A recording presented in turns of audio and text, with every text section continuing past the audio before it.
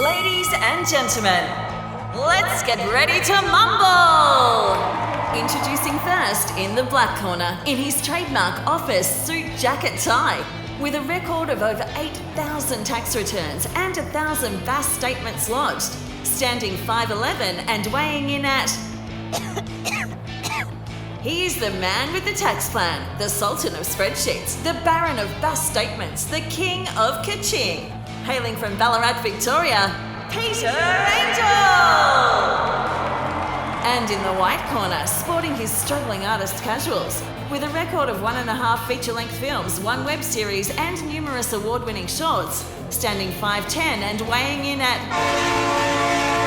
The Kubrick of Claptrap, the Mac Daddy of the MacGuffin, the Caesar of subtext, the champion of all things indie, the arrogant know-it-all Israeli bastard, now hailing from Melbourne, Victoria, the unpronounceable... How do you say this? Itai Guberman! Sit back and enjoy as they trade opinion jabs, fighting for their favourites and battling politely through the best and worst of... well, anything they see fit, really. The accountant versus the filmmaker. The financial consultant versus the artist. What can possibly go wrong? Tune in and find out on the Best and Worst podcast, where it ain't all black and white.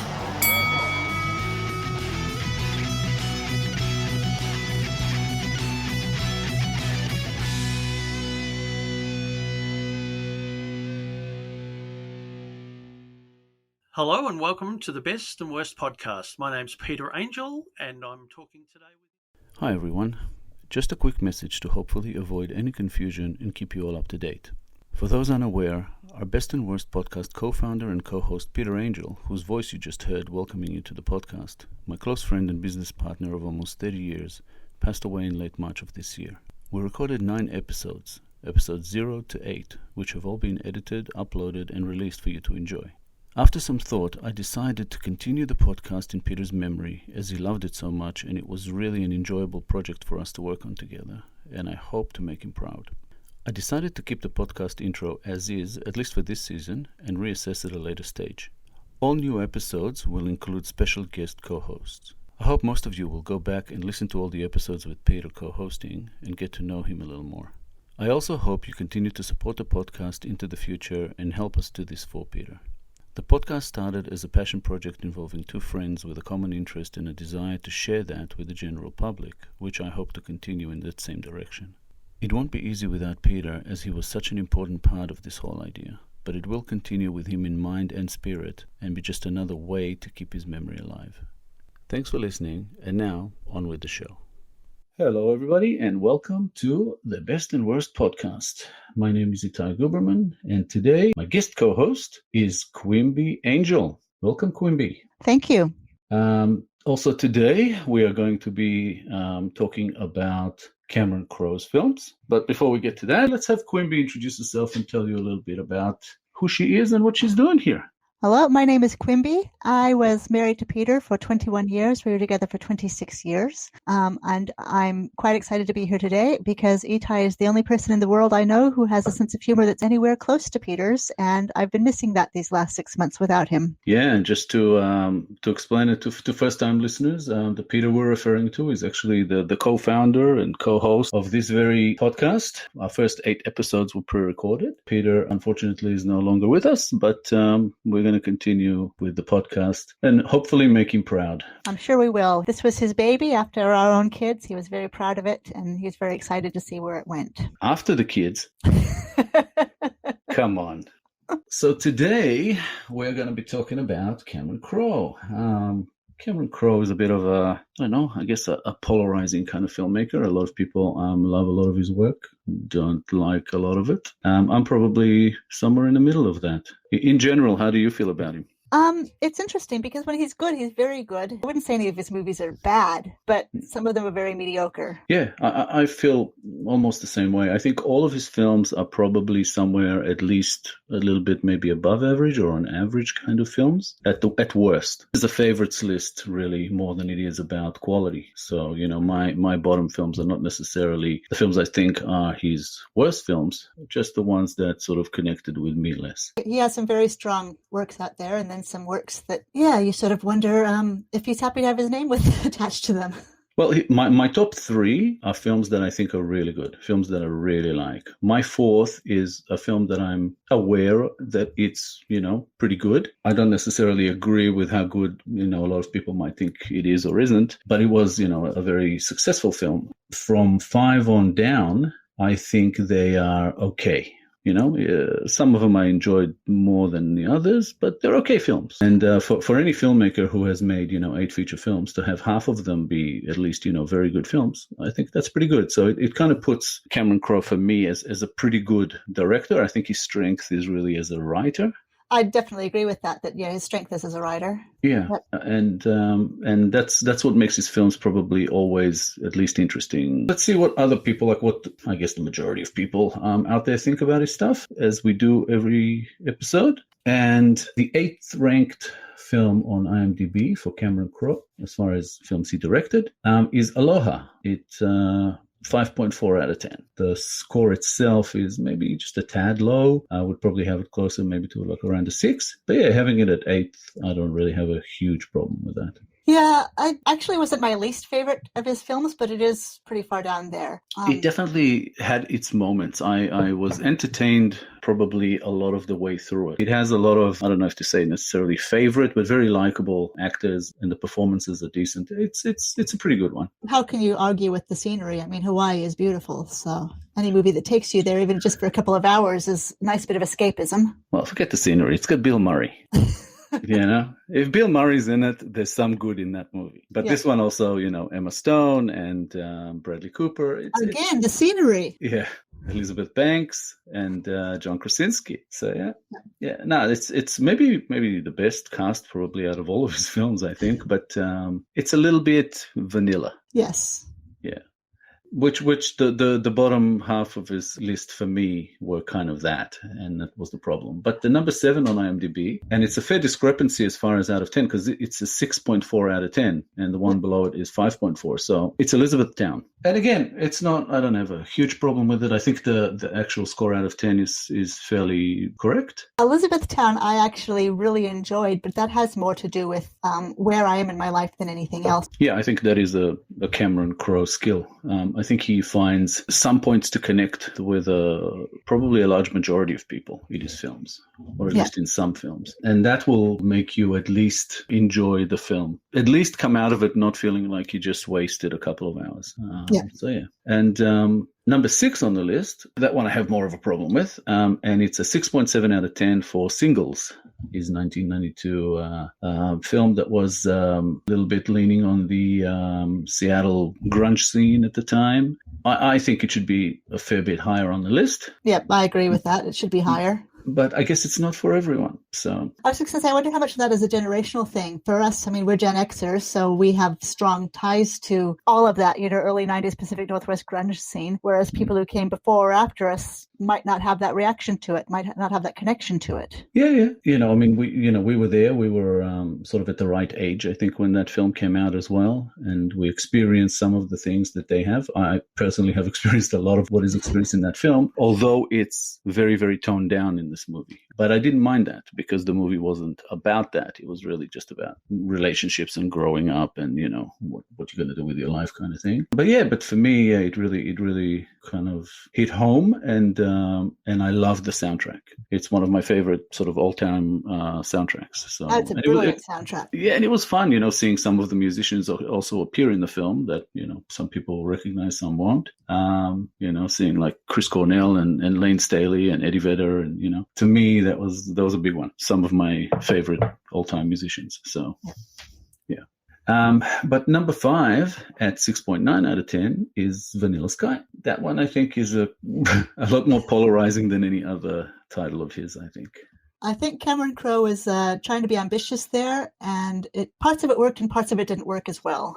Yeah, I think you stay with it for the majority of the film. It keeps you there, and when it gets to the end, I think it kind of just dies out. It's like it was an interesting journey that I felt just didn't get there. It was not interesting at the end. It was like a cop out to me as far as writing. But then again, I know he didn't actually write it. It's a remake, so I mean, he may have written the adaptation, but still, it doesn't rate very high on my list. At number 4. We have, at 7.1 out of 10, we have We Bought a Zoo from 2011. Yeah, I think that's a bit high for that one. But I'm not going to argue it too much. A 7 out of 10, I'll probably give it a little bit less than that. But it's just much like Cameron Crowe films. I think it's very inoffensive, which is, what I termed as vanilla. And this is one of the more vanilla films that he has. And it was okay. So let's fly through the top 3. So there's 2 films at number 2 with 7.3 out of 10. Say Anything and Jerry Maguire. Personally, Say Anything for me is a definite massive favorite, and I don't agree with the placing. I maybe disagree a little bit with the score. I would have it a little bit higher, maybe over 7.5 out of 10. Jerry Maguire, it's almost hard to admit sometimes, but yeah, look, I remember watching it initially. I really enjoyed this movie. I mean, it was a lot of fun. I thought that Cuba Gooding was awesome in it. It has a lot to like, but I also thought it was a little bit overrated with the response that it got. I don't think it's aged well. And just to go back to what you said about his movies being very vanilla, this is the only one of his movies that has a non-white lead. I know in Aloha we're supposed to believe that Emma Stone's character is a quarter Hawaiian and a quarter Japanese, but she certainly doesn't look like it. But yeah, looking at the list of the movies, they're all very white people movies, aren't they? Pretty much, aside from maybe Vanilla Sky with Penelope Cruz. In Jerry Maguire, when people think about the leads, they really think about Tom Cruise and Renee Zellweger. Yeah. Cuba Gooding, is a supporting actor. I think that's what he won the Academy Award for. It was a very strong performance, but in ways, looking back on it, I don't think it's aged very well. I think in some ways his performance is almost, this is going to be a horrible thing to say, but it's a bit of a minstrel performance. It's very much over the top and very much played for comic relief. Yeah, I don't necessarily disagree. I just think that at the time when I watched it, I thought it was great. And, yeah, I was the same. I really enjoyed it the first time, but I just don't think it's aged all that well. Yeah, which probably dropped it down my list a little bit, but not too much. Yeah. Because, it still has some very, very quotable kind of lines, that have been repeated through the years with, you had me at hello and you complete me and show me the money, obviously. Yeah. And a bit sort of his maybe most sort of iconic film. But yeah, I agree. It has aged a little bit, but I don't find that it's completely sort of dated. It's still a decent film. It's number 2 on IMDb. Like I said, the 2 Say Anything as well, tied at 7.3 out of 10. The number 1 film is, again, there's a fair difference. It's 7.9 out of 10, and that's Almost Famous. Yeah, I don't disagree with that either. I think Almost Famous is pretty awesome. I think it is too, and I'm a bit surprised that it's only 7.9 out of 10 because it's to me it's his most perfect film, and I'm not saying it is a perfect film, but I'd rate it higher than 7.9 out of 10. Yeah, I think it's probably more like an 8.5. Yeah. But the one thing that I remember that always as a almost a fault, but not exactly a fault, was that I remember it as being a very long film. Yes, I don't know if I'm wrong about that or not, but its run length isn't actually all that long. I can look it up, but it's just over 2 hours. Yeah, but when you're watching it, you're right. It does feel long. There are times when it sort of drags, and you think, "Oh, do I really have time to watch this one?" I think it's the nature of the way they tell the story. It it kind of goes over like a long time, and at some points, I think I lost track of how much time's supposed to have passed between certain things. Yeah. But then again, speaking of soundtracks, it's probably after Singles, it's the next best soundtrack out of all his films. It's really, really great. And again, it's to do with music, with the music scene. As far as I heard, it's actually kind of based on his own experience with the Eagles. Yep.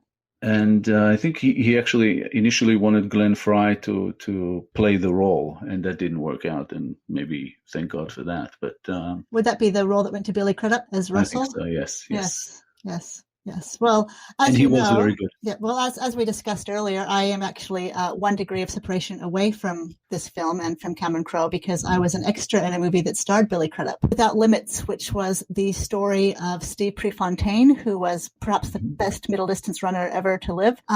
That film was filmed at University of Oregon, which is where Peter and I actually met. And being an extra in that film for a summer is how I made my money to come to Australia in the first place. It was how I made the money for the plane ticket.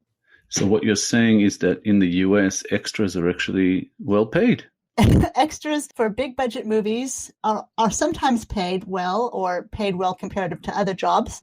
For if it's a crowd scene, then you're not paid for those. But if you do background work with other scenes, then you are like, for instance, if it's a crowd scene, as in a stadium scene. Basically, everybody in town was just invited down there. They said, yeah, we just need faces, come on down. And people weren't paid for that. But there were other stadium scenes where they did fill the stadium with extras. And they just had us move around a whole lot from one part of the stadium to the other. And the rest of the stadium actually had a lot of cardboard people as well. And they would just, they'd shoot with everybody screaming and yelling. And then they'd say, okay, move over. And you'd all move over to another section. And they'd do it again. And for scenes like that, yes, we were paid. And for walking in the background, we were paid, and being in the back of party scenes, all that sort of thing we were paid for. I had to do a lot of things where we were standing around talking to each other, but not really talking. And if we started talking, they'd say, you're too loud. The volume's at an 8. It needs to be a 2. So we'd have to stand there and pretend like we were talking. Mime it, yes. Yeah.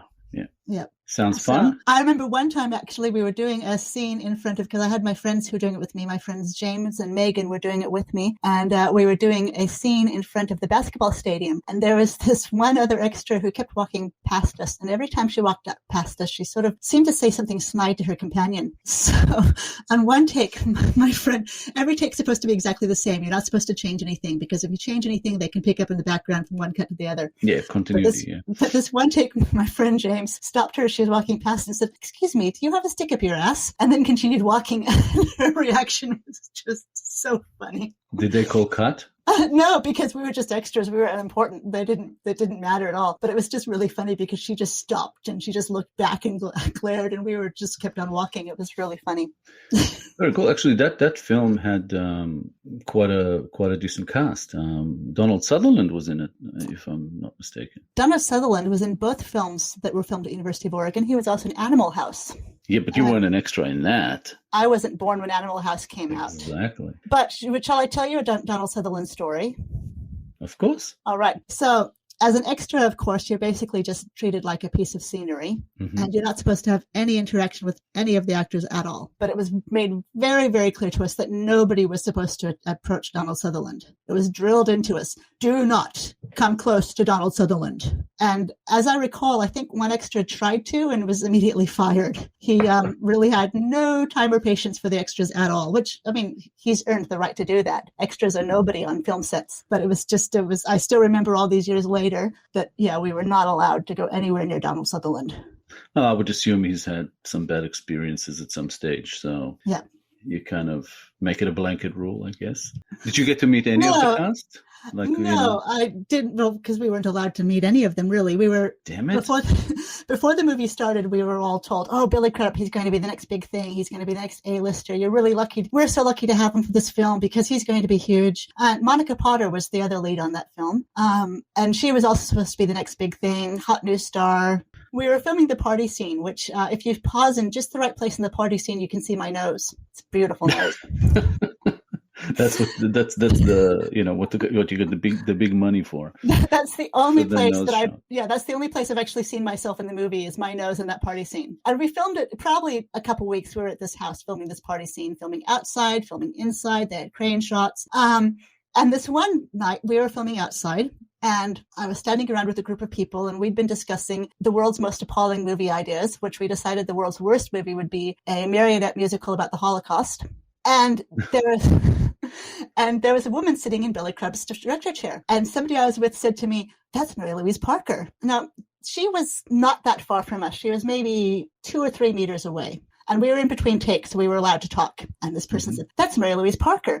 And I said, and I know she was loud enough to hear because she turned around and looked. I said, that is not Mary Louise Parker. I know what Mary Louise Parker looks like. I've seen fried green tomatoes like a dozen times. That is not her. Anyway, Was it her, turns wasn't out it was her. Yes, they were dating at the time. I think they had a child together.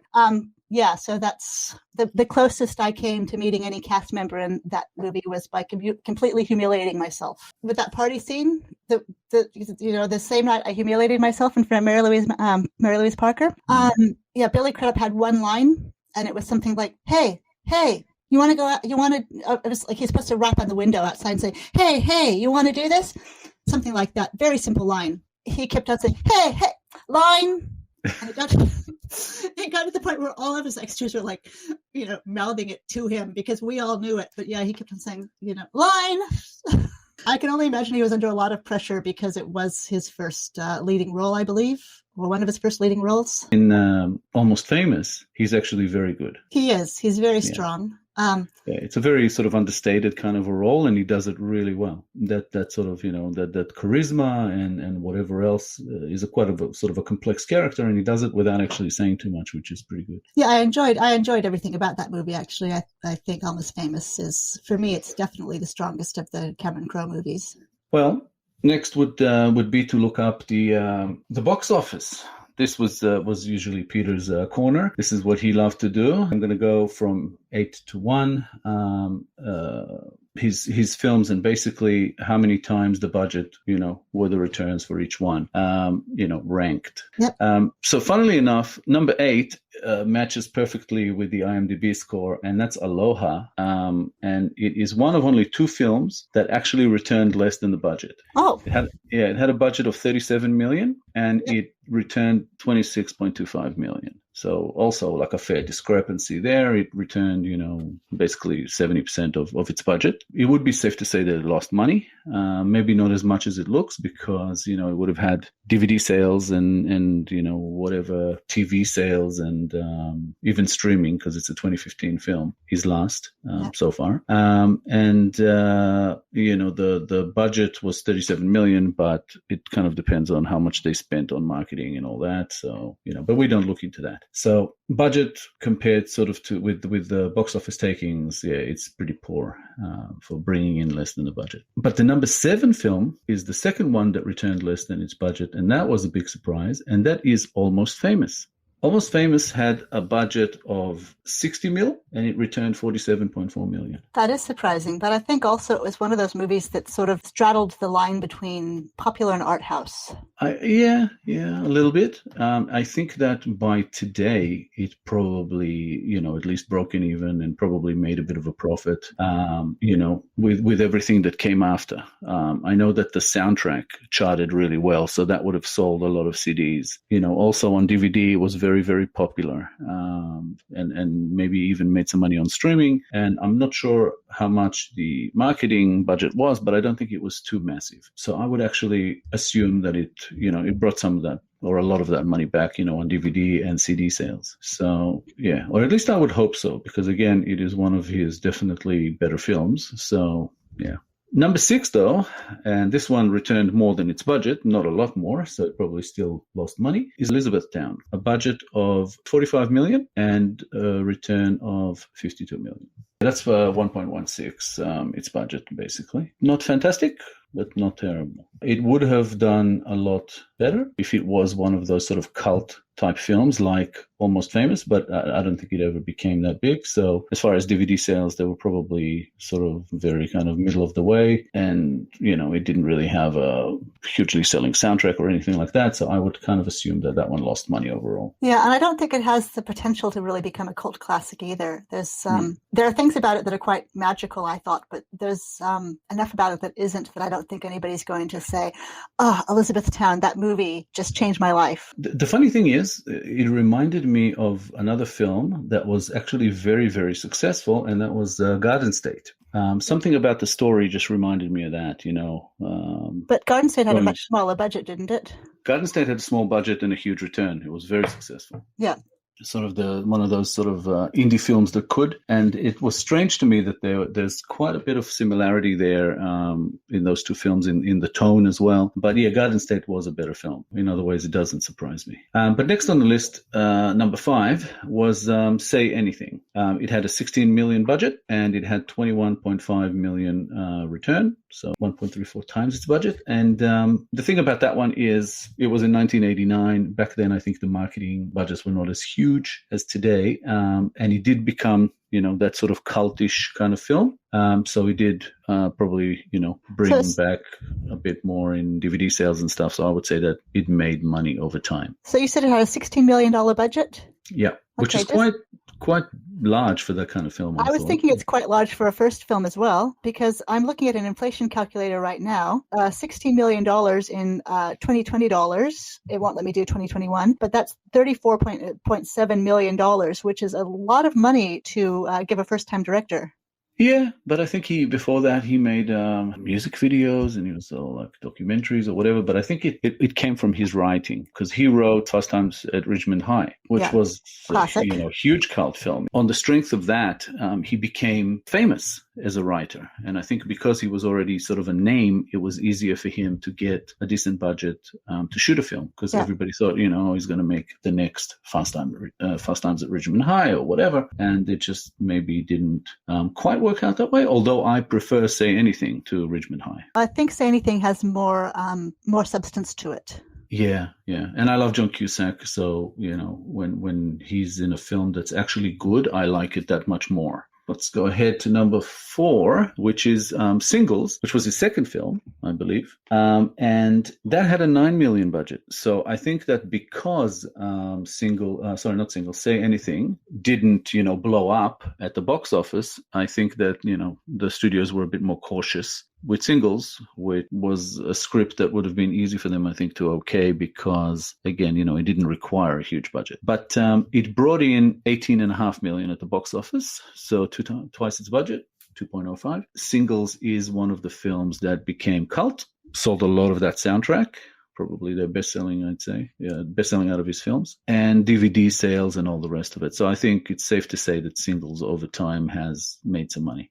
Number 3 on the list is We Bought a Zoo, and it had a $50 million budget in 2011. Whoa.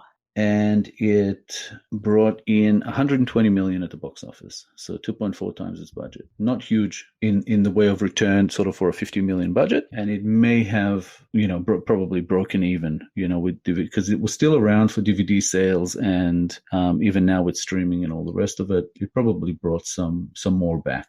And again, on the strength of the two leads, Matt Damon and Scarlett Johansson, yeah. So I think, their fans would have, gone back to watch it. It's that bill of non-offensive family films. I think you and Peter talked about this before, about how difficult it can be when you want to take your family to the movies to find a movie that everybody's going to mostly enjoy, that's not going to be something that, you've got to sort of watch what your kids see or put your hands over their eyes, over their ears at certain parts of it. There's, nothing overly sexual or violent about it. So it's just I can see that it would be a sort of film that families would go to when they want to go to a film. Number 2 on the list is Vanilla Sky from 2001, $68 million budget for 2001. That's quite high, $68 million. Would you like me to inflation calculate it for you? Sure. And it brought back 203 million, so just under 3 times its budget. Safe to say it made money, I think. 3 times is at least broken even. So you said that was 2001? Mm-hmm. So in 2020 dollars, that comes up to 105.79 million. 105.79. What about the 203 return? Let's have a look. That's kind of interesting.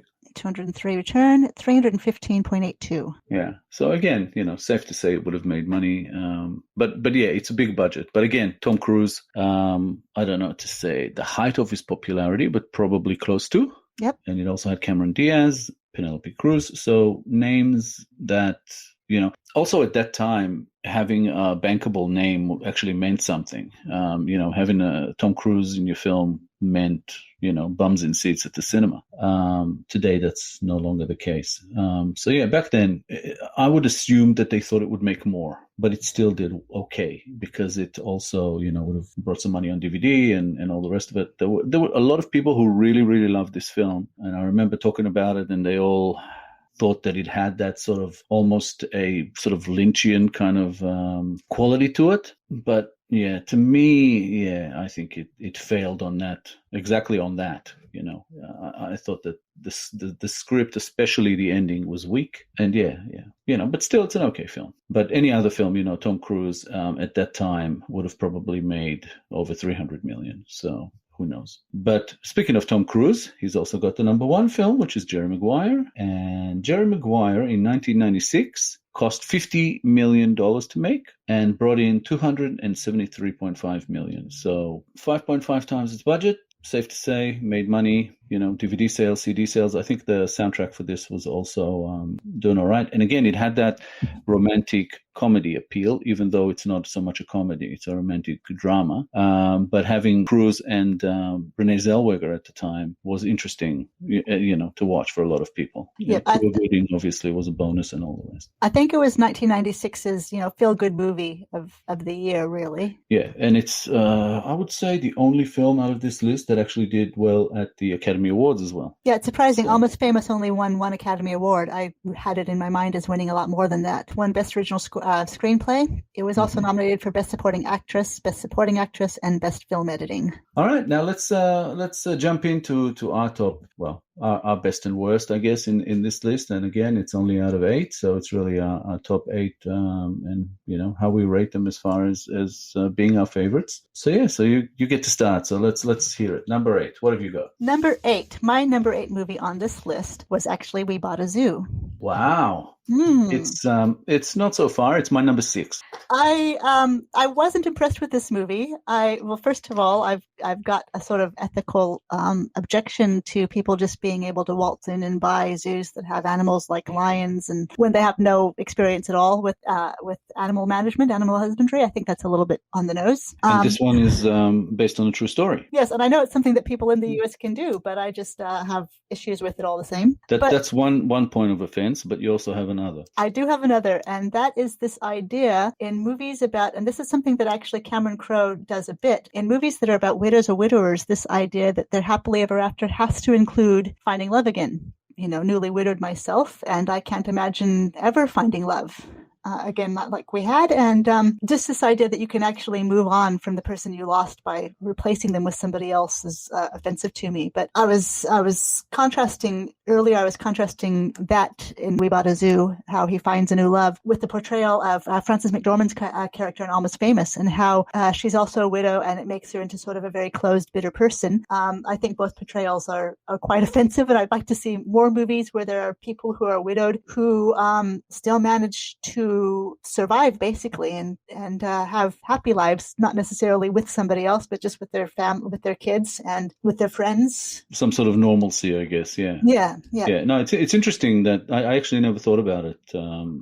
Until you brought it up in conversation not long ago. But it's funny how he does this in these two films, and it's like both ends of the spectrum. There's no real middle, no middle ground.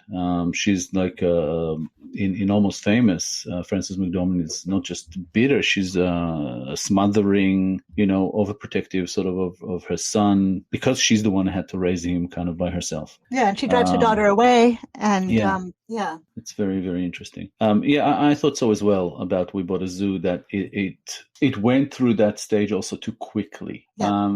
It's like he kind of puts up a fight in a way in the beginning, where he's like, I'm not looking for anyone, I'm not there yet. And at the end of the film, that not that much time has really passed, and he's kind of already there. He also, Crowe has a thing about death in all of his movies. Yes. It's not always necessarily a partner. Usually it's a father, like it is in Elizabethtown, in a way, also in Almost Famous.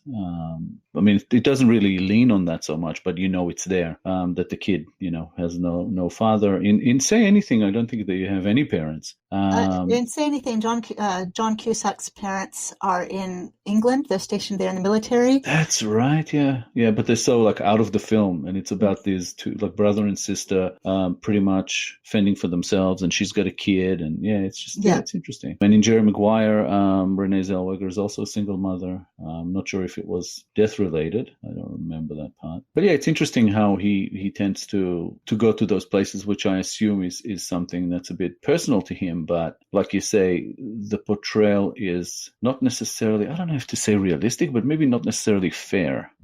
as a generalization. Yeah. My number 8 is, after a lot of going back and forth, I decided that since it's a favorites list, it's Vanilla Sky. I can understand that. I had that at my number 6. And we flip-flopped, all right, in 6. Interesting. But I had it. I decided to drop it to 8. Initially, I didn't have it at 8. It was somewhere between 6 and 7, kind of, probably maybe 6 and 5 actually. But I just thought about it, and again, because I think that Crowe's strength is his writing, I felt that the writing here was weak, and I thought that easily drops it down. And it's my least favorite out of his films, the one I enjoyed the least. And again, because it's actually not so badly done most of the way through. It takes you on an interesting journey that just fizzles out at the end. And I thought the end of it was just terrible writing. I don't hate it. It's an okay film, but it probably didn't really deserve to be higher on my list. I think he was aiming maybe a little bit above. He tried something. He tried something, and it was ambitious, but I think he fell short in how it came about at the end. Yeah, but that's kind of also a negative for me, because if you're going to try something of your own. Don't remake something that somebody else has already done, whether well or not. I'm not going to go into that because it's not about the other film, Open Your Eyes. It's about Vanilla Sky, and yeah, it's just it obviously lacks originality in that way. It's like if they saw something in the original that didn't work, they could have corrected it in this one. I think part of the weakness is actually Tom Cruise, because Tom Cruise always wants to play the action hero type person. The one exception to that I put is Magnolia. I think if you had an actor who is more willing to be vulnerable and to show that, then it would be a totally different movie. He was definitely a tad over in this one, as far as overacting. On the other hand, I found Penelope Cruz to be excellent in this. Penelope Cruz is usually very good in everything she does. Yeah, but in this also... one, she stood out for me as maybe a favorite character because she was just a bit more likable and interesting. But this was also her second time playing that character, so maybe she was able to. True. And Cameron Diaz was good, even though she played a character that's a tiny bit of a bitch, I guess at times, as the way of how he saw her or whatever. I liked Cameron Diaz in this because she was playing so much against the type of character that she normally plays. Jason Lee and Tilda Swinton had a bit of a small part in it, as did Michael Shannon. Yep.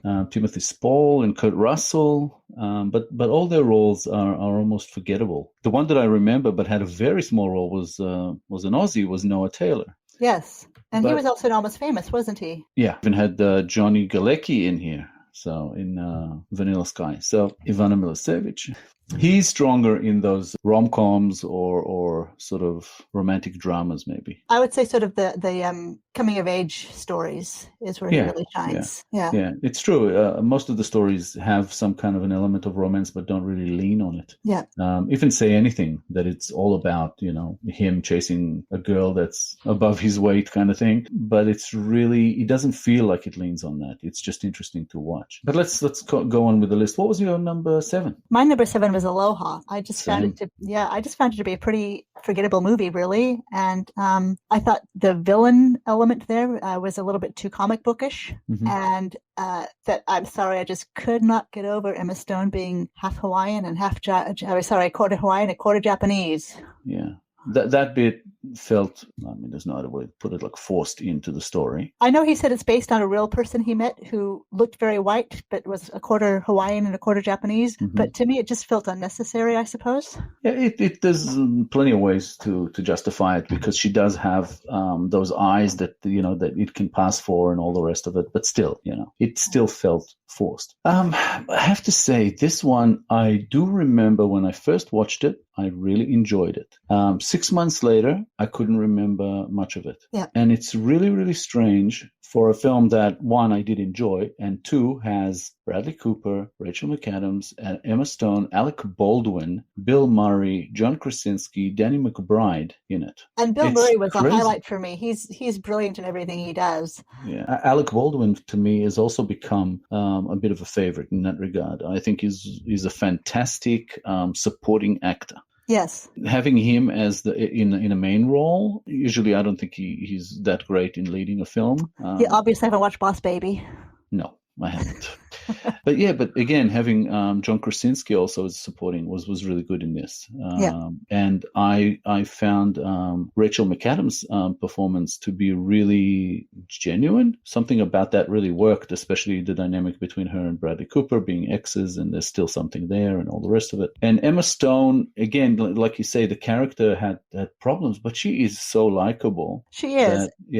That I still liked it. Yeah, well, the cast was great. The acting was great. For me, it just, I don't know, there's something about the whole plot that seemed a little bit too, villain twists his mustache, vaudevillian sort of thing. To tell you the truth, I don't even remember that bit. Yeah. As far as having like a villainous character, I just remember it being a kind of like a redemption story of basically somebody who, stuffed up in his job really, and sort of goes back home and gets like sort of a second chance. And at the same time, he goes to kind of see the one that got away again, and she's already married and moved on, but has she? And that whole thing being there, are they still in love with each other? Should they be? Her husband's a nice guy. Why is this happening? It really kind of worked. And when I watched it, I thought, it's pretty good. I thought it's probably going to be somewhere in the middle of this list. And then I just couldn't remember any of it.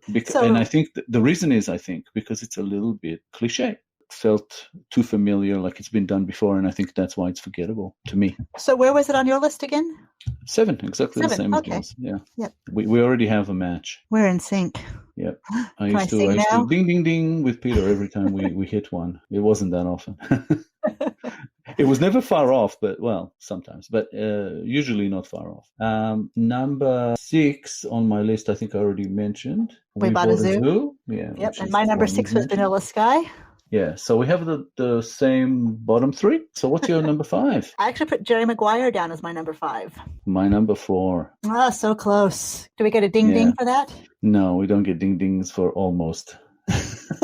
but I would half assume that my 5 is your 4, but we'll find out soon enough. Let's talk a little bit about Jerry Maguire. We already mentioned it quite a bit. But by far his most successful film. And again, I loved it when it first came out. I thought it was brilliant. I remember leaving the theater, holding hands with Peter, thinking, oh, that's so sweet. And just, having that good movie high that you get when you watch a really good movie in the theater. I thought you were going to say something else. I remember leaving the cinema, holding hands with Peter, and then looking over and going, "You're not Peter."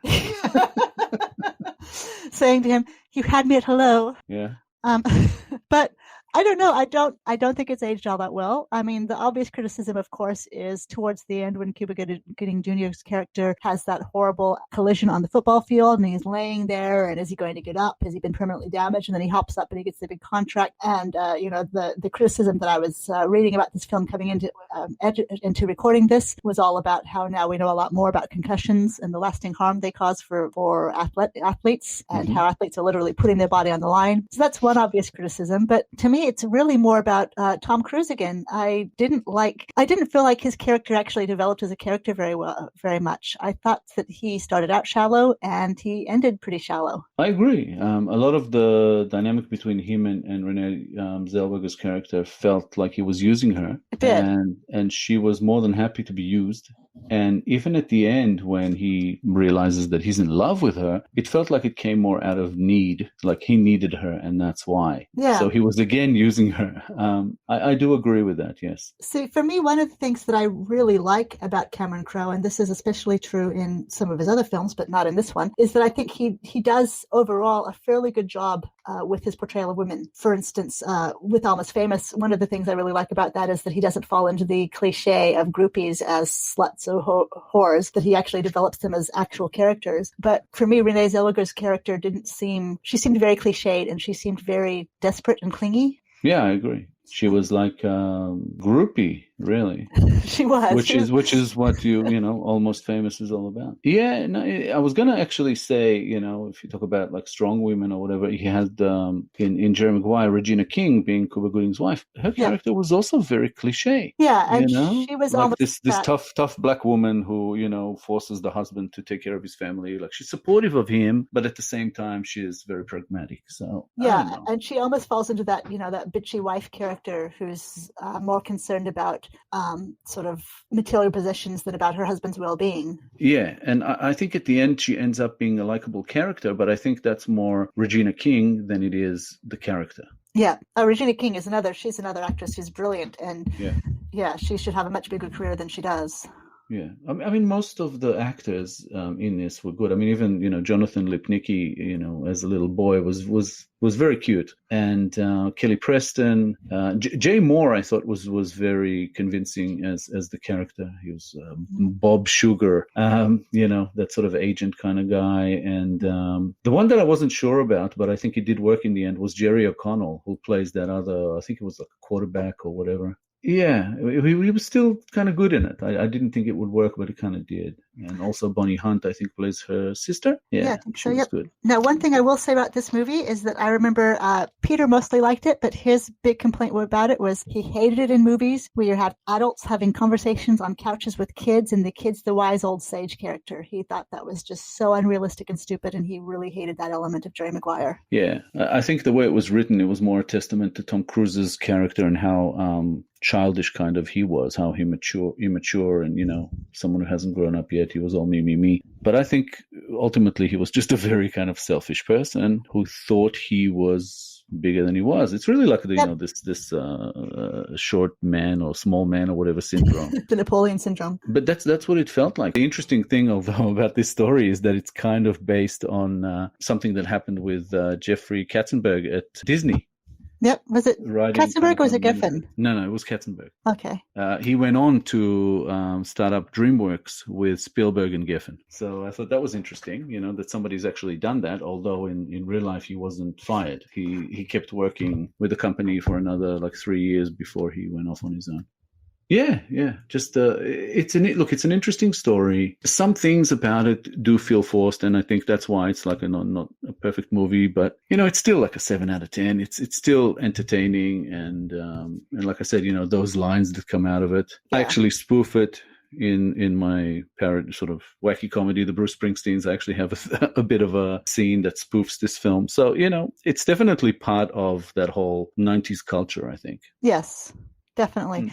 And I think that it taps into the 90s culture as well with how selfish he is. That was, we're coming out of the 80s, the whole yuppie thing. And we thought we'd moved past it, but I think Jerry Maguire sort of shows that maybe we didn't move past it as much as we thought we did. Well, nowadays it might be worse. Probably. My number 5 is Elizabethtown. Ah. So yeah, that's I'm guessing it's not your number 4. It's not my number 4. It's actually my number 2. Wow. I know. That's a big discrepancy. I know that's going to be a big problem for a lot of people, but I'm just surprised that you would rank it above some of these other ones. But yeah, but like you said, it hit a personal note with you. It did. But we'll talk about when we get to your number 2. Where are we then? We're at our top 3s? Or, you're number 4? My number 4 is actually Say Anything. Ouch. I know. And look, I apologize for putting Elizabethtown number 2. I know that that's too high based on the movie it is, but like I said, it hit something for me. Say Anything. I have memories of this movie when it first came out, and I have memories actually of going into the local supermarket and the local Safeway, which had a video rental section, and seeing the video cover with John Cusack holding his boombox over his head. And thinking that was like the most romantic moment ever. Such an iconic scene with the Peter Gabriel song. Yes, it is totally iconic. And Say Anything should be, I know that in any fair rendition it should be higher, but this is favorites and I'm sticking with it. I'm gonna stick with it there. To tell you the truth, as far as favorites with Say Anything, initially I thought, this is gonna put up a fight for number 1 on mine. Yep. But I saw it in the cinema when it came out. This is a 1989 film. I was 15 years old. So, yeah. And again, it's one of those films that made me sort of fall in love with John Cusack. I think it was Say Anything and The Sure Thing. There were 2 films that I just loved him in. And then there was like Better Off Dead and all other kind of, 80s comedies that he was in. But they just felt a little bit like there was something more to them than other of those types of comedies. Yeah. With me, Say Anything, I enjoyed it. I thought it was very much, again, Cameron Crowe does such a good job of tapping into what's going on at that moment. And it was very much a brilliant 1980s movie. For me, it wasn't as good as some of the John Hughes classics as far as 80s films go. Telling was a bit weak. I thought they didn't really explain where his parents were for most of it. And I hate that Joan Cusack was uncredited because she's brilliant. But I thought they could have gone more into why you just had this guy living with his sister, what he was doing there. And Well, he was still going to school, that's why. but he could have gone to school in England. I guess he just didn't want to leave. He wanted to stick around, be with his friends, finish school, because it was too close to finishing school. I think there's some mention to it. But I also liked, was it John Mahoney who played her dad? Yep. And, of course, her was Ione Skye. I actually thought she was miscast in this one. And then I watched the film and I thought, you know what? It works. Yeah, I didn't mind her casting at all. I thought she was good in it. I had a few problems with her father's storyline with the whole embezzling from clients thing. I thought that was a bit of a weak point.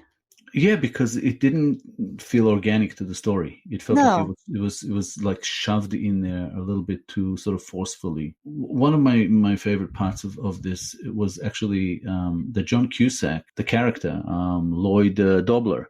He had two best friends and they were both girls. And I thought that was really, really cool. And also it's Lily Taylor and Pamela Adlon. I'm like, this is so good, And I know. How much would you love to be in that friend group? Yeah, it was pretty awesome, and also it has Jeremy Piven in there. So, but I think you're right about some of the weaknesses in this one. But again, like you say, it's a favorites list, so it's a little bit higher on mine. I don't necessarily think it's a better film than all of the ones that I rank under it, but it's definitely one of my favorites. I think for me, partly also it's because I was 13 when this came out, so I wasn't its target audience, and I've said it. I know I keep on saying this. Cameron Crowe does a really good job of tapping into what is going on with that generation.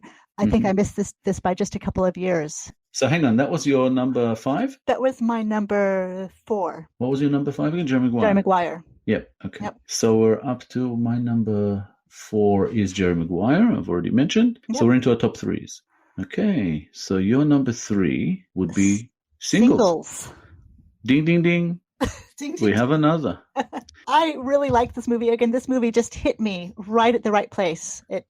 Pacific Northwest. I'm from Oregon. That whole coffee culture thing, it's amazing. I didn't know, like, Oregon and Washington, they've always had the best coffee culture until I came to Melbourne, and Melburnians are even snobbier about their coffee than people from the Pacific Northwest. Grunge movie, the 90s, grunge music, the 90s, just all of that is just hit me right at in the sweet spot. Right in that sweet spot. Yes. Yeah. No, I agree. It's also one of those that it is all about that kind of grunge generation and the music and all that, but the film doesn't lean on that. It's just in that world. Yeah, if you know what I mean. The characters don't necessarily belong to it. Some of them. The only one that kind of does, more heavily than others is the Matt Dillon character, which is kind of funny in this one. The main character in this, I guess, is Campbell Scott. But it is a little bit of like an ensemble cast, really. So you've got Campbell Scott and Bridget Fonda and Kira Sedgwick and Matt Dillon and a very young Bill Pullman. Yes. As the doctor there. And Ali Walker, who plays a roommate of, I think it was Sheila Kelly, the one who played another one of the group.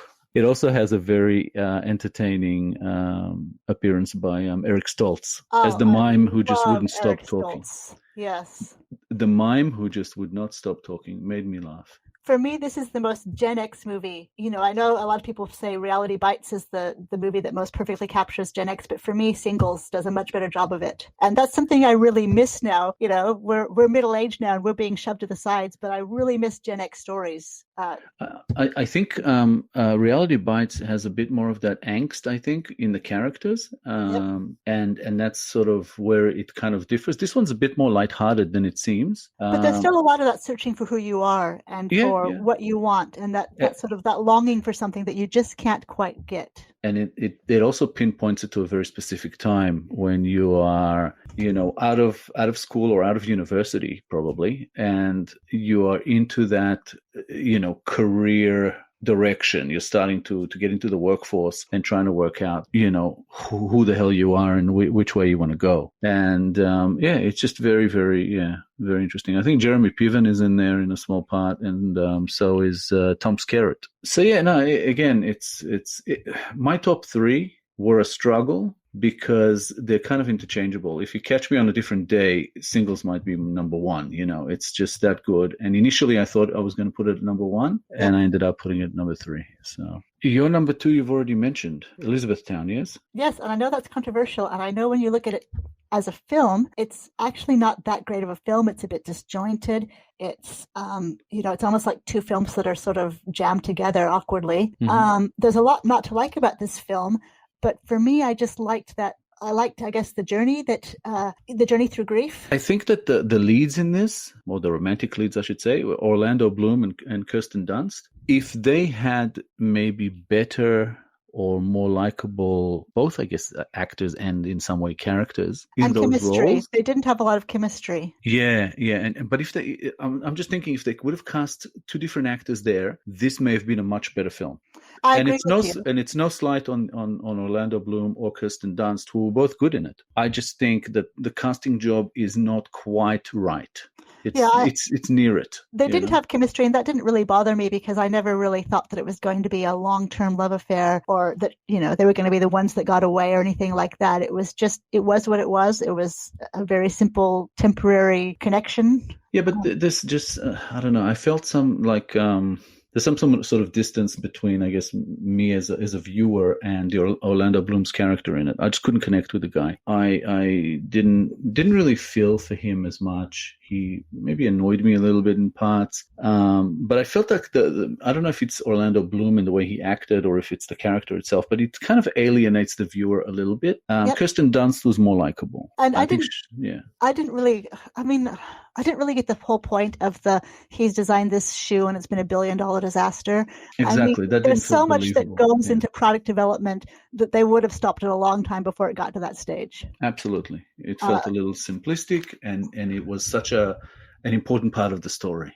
Yeah, and I think that it wasn't necessary. But again, for me, it was about that. I guess there are a couple of things. First, he's from Oregon, so any story that has an Oregon boy in it or Oregon girl in it, and that journey back, like you were saying about Garden State, also having that journey back. Mm-hmm. But for me, it was really just about his sort of coming to terms with his father's death. I really liked that the last few minutes, the cross-country trip, which seemed so tacked on, mm-hmm. and I would like to have more of that story there because in a way it reminded me of Nomadland, which I adored, and this journey through the backwards parts of America. No, I agree with that. That part was a bit more interesting, and also you're talking about after she gave him that sort of map, yeah? Yeah, as he was driving back and scattering the ashes along the way. That sort of felt like a love letter to America, which is something that I really enjoyed with Nomadland. And having, in the last few years, sort of lost my father, when I rewatched this, that part did connect. Yeah. But that is the only space I found, that I connected with this character. There was just nothing else. And I think you're right when you say that, the whole backstory with the shoe and being, this advertising exec that gets blamed for the whole thing. He was just a scapegoat, really, but and I think it still didn't strike as believable. It didn't. And I think if we were to go back, do this again in 5 years' time, I would probably put Elizabethtown a lot further down on the list. I think that it's just because it hit me at where I am in my life, where I'm dealing with all this stuff about grief and loss, and it spoke. And I didn't even really enjoy the Susan Sarandon character that much. I thought that her role was not really terribly believable.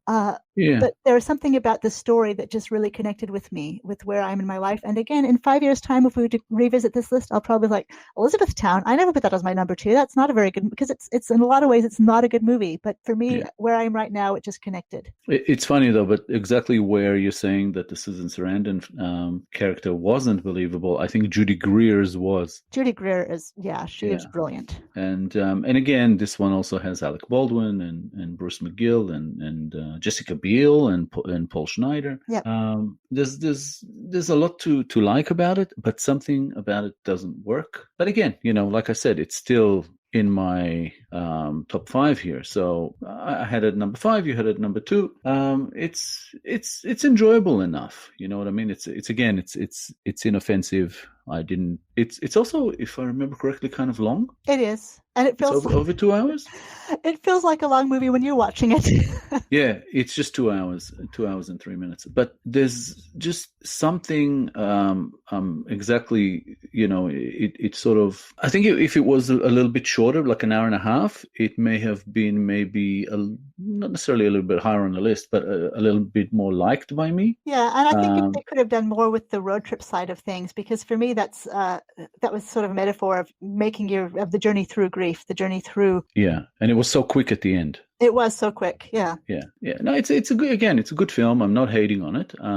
But I think 2 is high. I think 5 is about right for this one. But my number 2 is Say Anything, which means that we have the same number 1. So we get a third, I think, ding, ding, ding, which is Almost Famous. Yes. Yeah. But again, for me, Almost Famous, Say Anything, and Singles, I really, they kept moving around on me. In the end, I thought, okay, I have to give it the edge here, because I think as being a sort of a complete film, it's the best of the 3. It is. It's a brilliant film, and I'm going to say that I think some of that is down to the costumes. I think the costumes in it are very good. The set direction's very good. All that sort of stuff that makes the background of a movie. It makes it a little bit bigger, doesn't it? Yeah. It feels like a bigger film, not like this small indie, like the other 2 on my list might be. Say Anything. I mean, it's late 80s. It's a bit different, but Singles has that sort of indie feel to it. Yes. Yeah. But this one, again, also, I think the cast does something for it. Yep. I think Kate Hudson is extremely likable, and when she becomes less likable in a way, she's very good. She makes it all very believable. Billy Crudup, again, it's just a great role for him because he doesn't have that many lines, so he had to do a lot of acting just with stares and smiles, and his eyes were acting a lot, and he did pretty well. He did. Yeah, Patrick Fugit, who's really the main character in this, I liked him maybe the least, but again, he's pretty good. He's a good actor. He does what he does. It's just that character was a bit meh. And again, he probably really plays Cameron Crowe in this. So yeah, there were times with his acting where I thought it felt too much like acting. But Frances McDormand, she's always great. But like you said, the character here, there were issues where she was a little bit too overbearing. Yeah, and it portrayed her as this almost like this ultra intelligent person, both emotionally and otherwise, and she still missed a lot of really, really easy signs to pick up on as far as her relationship with her daughter and with her son. So he was just really easy, the son. He forgave her for a lot of things, whereas another kid would have really taken it against her, as her daughter did. But again, Zooey Deschanel, she was okay in that role. Anna Paquin was actually, I thought, was very good. Yeah. Same with Fairuza Balk, who played the other groupie. Along with Kate Hudson, of course. Jason Lee popped up in this one again. Michael Angarano. Good cast. And Rainn Wilson, which means I am 2 degrees of separation, away from Dwight Schrute. Of course. Goes without saying. Your Dwight Schrute connection. Oh. But one of the things I really liked about this movie was its portrayal of groupie culture. He didn't play to cliches. He didn't make them the butt of the jokes. He made them into real people, which is lacking in a lot of movies like this. And I forgot to mention, but potentially, my favorite actor in this whole thing, but again, not necessarily for this film, but Philip Seymour Hoffman. Philip Seymour Hoffman was an absolute treasure. Yeah, love him. And always. Again, we mentioned before that Noah Taylor is in this, and Jimmy Fallon. So yeah, no, definitely, it's a great film, and it also, watching it again, it has not really aged much. No, if anything, I think that it's done better. I mean, it's a Me Too film before Me Too was even a thing. And it's amazing, that it's 20 years old, 21. Yeah. So yeah, it's because it really is timeless. Yeah, it really is. And it does portray that time, but it doesn't feel like it's done it in any wrong way. It's all very, very spot on. And it's one of those films. And in some ways I didn't want it to be my number 1, but I just couldn't drop it. Yeah. Because again, like I'm saying, the other 2 are more sort of favorites for other reasons, I guess. So in the end, I had to kind of look at quality with the number one and go, okay, it's the best film out of the three, so I'm going to have to put it up there. It was also the film for me where I found myself most interested in what happens next. Penny Lane goes off to Morocco. What does she find there? What's her journey there like? Her journey of who she was only just beginning, whereas his, the lead's, his character was sort of, he'd gone through that big development of who he was. He'd started his process well on his way to becoming that person of who he was, whereas hers, it's sort of like, okay, well, what's next for her? Yeah, and he was sort of portrayed as a kid that while he was I think he was both shy and confident in a way, and he was social and not so. And it was like in a lot of spaces sort of throughout the movie, it looked like he was a bit sort of Teflon, like nothing could really stick to him. He wasn't really afraid of anything and nothing really hurt his feelings too much. And then it kind of did. It was like a little bit in and out. But again, for I think he was supposed to be, 14, 15? Yep. Yeah, it makes sense because, kids that age are all that, so yes. It was very interesting. But it's a complicated age and it's a complicated, you don't really know. And you change sometimes on a daily basis who you are. You mentioned that Morocco scene, and I think I told you about this earlier before the recording, but there was a bit of trivia that was a bit of a fun one, that when Penny Lane asks William if he'd like to go to Morocco with her, he says, yes, ask me again. And according to Cameron Crowe, that ask me again was Patrick Fugit stepping out of character, asking Kate Hudson to repeat her line for another take. Crowe liked it and kept it as it was, which is kind of funny. But it is a good. I love that kind of stuff. Yeah.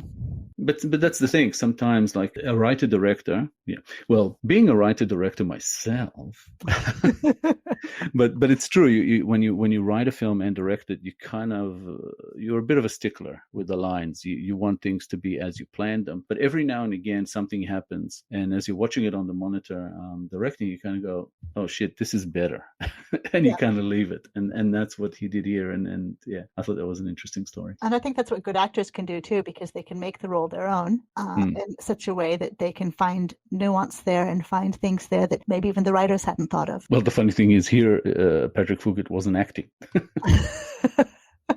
Yeah. But the highlight of this film, not necessarily begrudgingly, but maybe a little bit, but it is Kate Hudson. Definitely.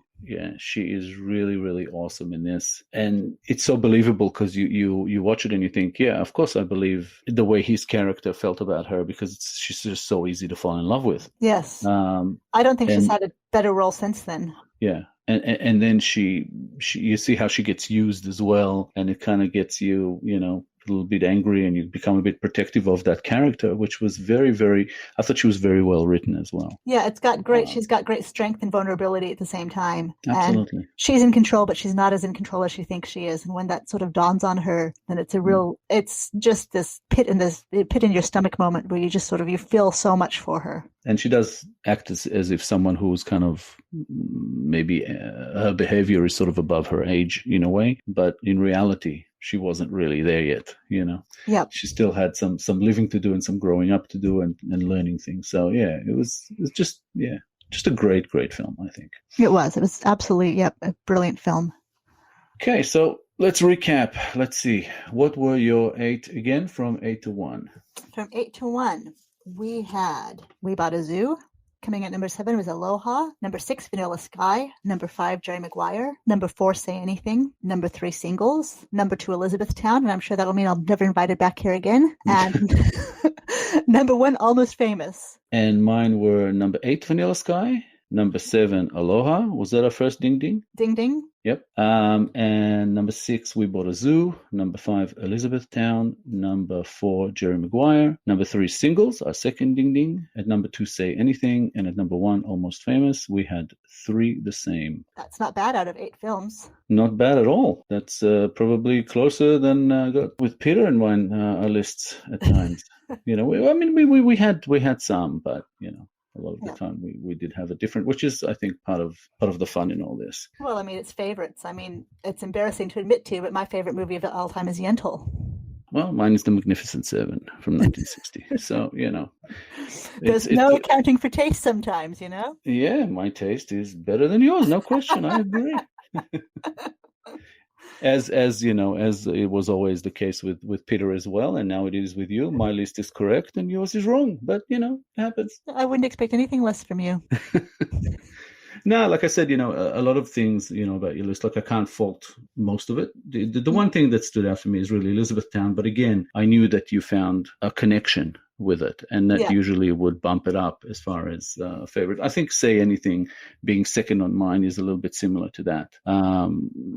Being there when it came out and seeing it in the cinema, and this whole John Cusack thing, that he's really, one of my favorite actors, even though I don't think he's necessarily one of the best actors. He's just very likable. Yeah, it all adds to it, and it keeps things interesting, I think. Yeah. But on that note, we are done for another one, and I hope you're definitely invited back. In spite of my appalling taste, your Elizabethtown faux pas. Hopefully, we'll do another one of these soon. Yep. Thank you very much for having me. Thank you for being here. Thank you for keeping Peter's baby alive. Yeah, well, I'll do it for as long as I can. Just hope that people keep listening. Yes. So, I'm not sure if Quimby will be back next week, but I will be back next week. I hope that all the listeners will come back as well. So, thanks again, Quimby, and let's do this again soon. Excellent. Looking forward to it.